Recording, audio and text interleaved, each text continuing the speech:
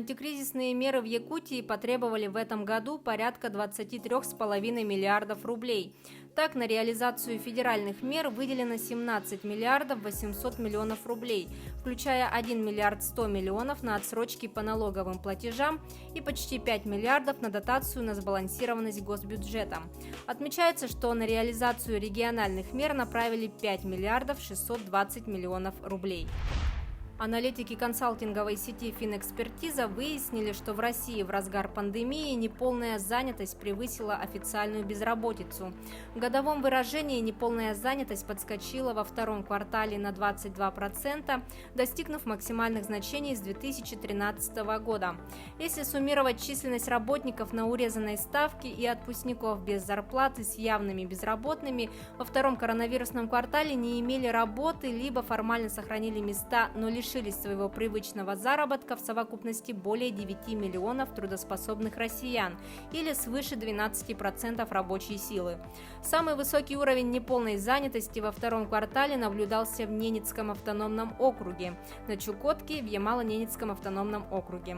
В десятку также вошли Якутия, Санкт-Петербург и Москва. Эти регионы также являются лидерами по уровню зарплат в стране.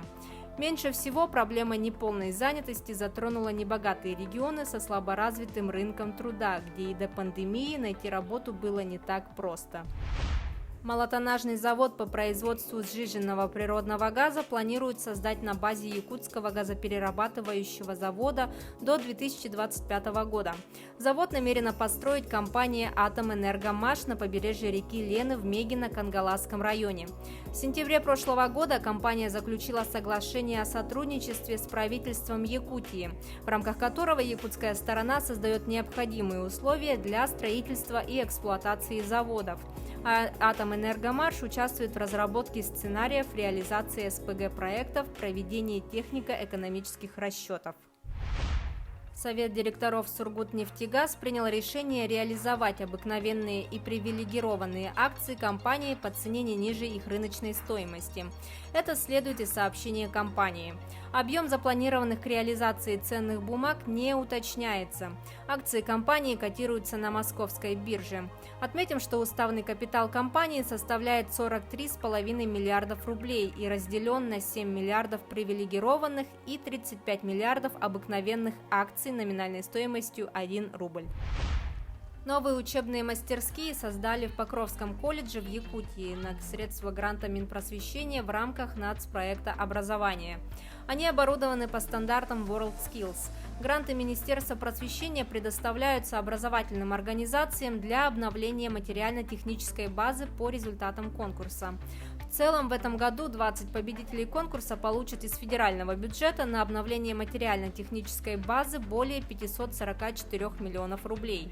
В 2021 году на средства грантов оборудуют еще 80 современных мастерских в колледжах и вузах Чукотского автономного округа, Якутии, Бурятии, Хабаровского, Приморского, Камчатского и Забайкальского краев. Центр культуры Сарел села Титебя Хангаласского района выиграл в номинации «Общее дело» благотворительного фонда Потанина с проектом «Трансформация и цифровизация сельских домов культуры».